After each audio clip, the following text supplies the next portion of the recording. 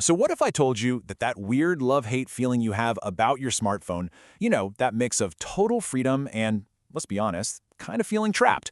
What if I told you someone diagnosed that with scary accuracy over 60 years ago? Today, we are digging into a philosopher who pretty much saw our digital lives coming. I mean, just think about it for a second.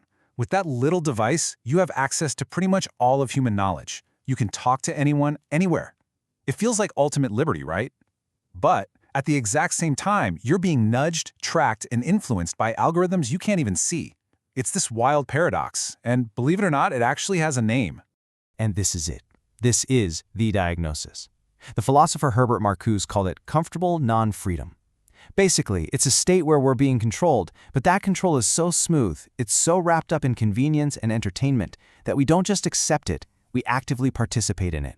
It's like being in a cage, but the bars are made of velvet. And here's the craziest part. This idea didn't come from some modern-day tech bro or a critic writing about Silicon Valley. Nope. It comes from a guy who was looking at factories and television sets back in the 1960s. So let's get into it. Who was this guy? Who was this prophet who seemed to see our future? His name is Herbert Marcuse, and back in the 60s, he was an absolute philosophical rock star. They called him the father of the New Left because his ideas were so influential for student movements all over the world.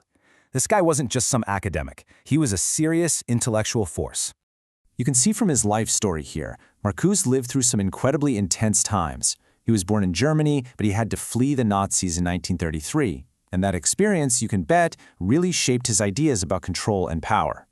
He eventually joined this group called the Frankfurt School, and then, boom, right here in 1964, he drops his most famous book, the one we're really going to focus on today, One-Dimensional Man. And this is exactly why we're talking about him today. People are coming back to his work like crazy. Because when you read him now, it feels, just like this quote says, like you're reading prescient first drafts of our own time. It's like he was sketching out the problems of the digital age decades before it even existed. So what was his big idea back then? What was he so worried about in the 60s? Well, it all revolves around this really powerful concept of the one-dimensional society. Marcuse looked around and saw that modern society was getting incredibly good at absorbing everything. It was so good at producing things and managing people that it was basically swallowing up any and all opposition. This created just one single dimension for thinking and acting, which made it almost impossible for people to even imagine a different way of life. The ability to think critically was just withering away. Okay, but how does a whole society do that? Marcuse said one of the main tools was the creation of what he called false needs. These are not the things we actually need to be happy, fulfilled human beings. No, these are needs that are manufactured by the system to keep us on the treadmill, to keep us working and buying. So let's break that down. True needs, that's the easy stuff, right? Food, a place to live, clothes, the basics. But false needs, that's the constant pressure to have the newest phone, to follow the latest trends, to relax and have fun in the way that advertising tells you to. And here's the trick. The system is amazing at satisfying these false needs, which makes us feel free and happy, all while hiding the fact that we're less free than we think.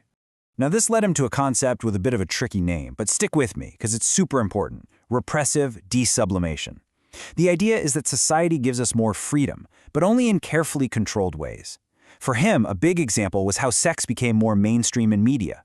He argued this wasn't real liberation. It was more like a pressure valve. It gives us a little taste of freedom, a satisfying release, but it channels all that energy away from demanding real fundamental change. It actually makes the system stronger.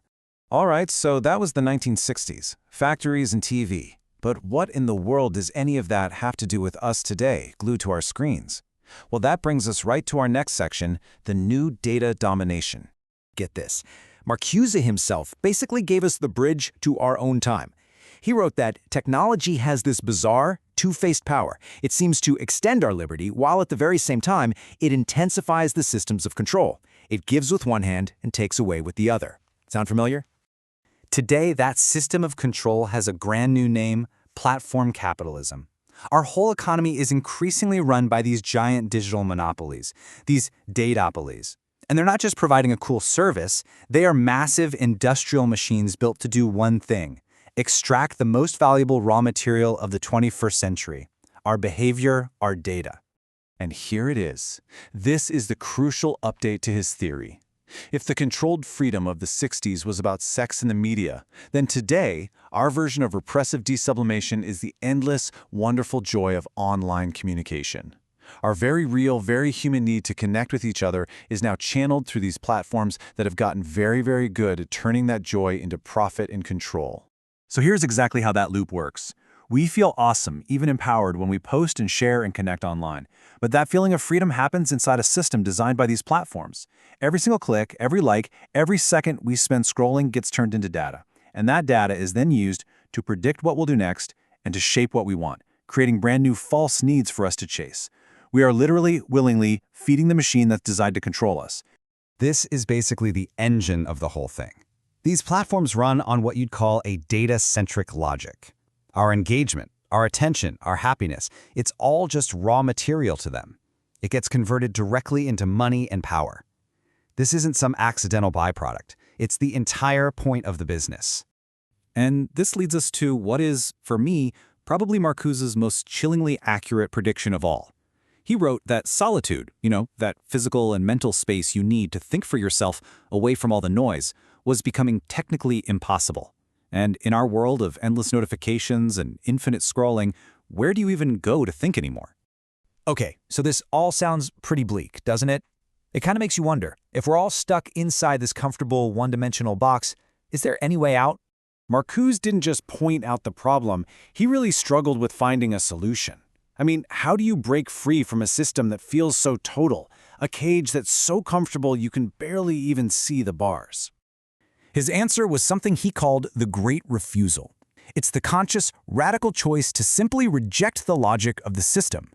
He talked about the power of negative thinking, and he didn't mean being pessimistic. He meant the power to negate, to say no to the basic assumptions that run our lives. It's the simple but incredibly powerful act of refusing the false needs and the comfortable non-freedom. And you can actually see little echoes of this great refusal happening today. Take the recent move by Los Angeles schools to ban smartphones. In a way, that's exactly what they were doing. They were challenging the default logic that says more connectivity is always better for everyone all the time. They were simply refusing. And that leaves us with one final big question to chew on. In a world that is engineered from the ground up to keep us constantly clicking, consuming, and producing data, what does a real refusal look like for us? Could it be that the simple act of disconnecting, of choosing solitude, is now the most rebellious act of all?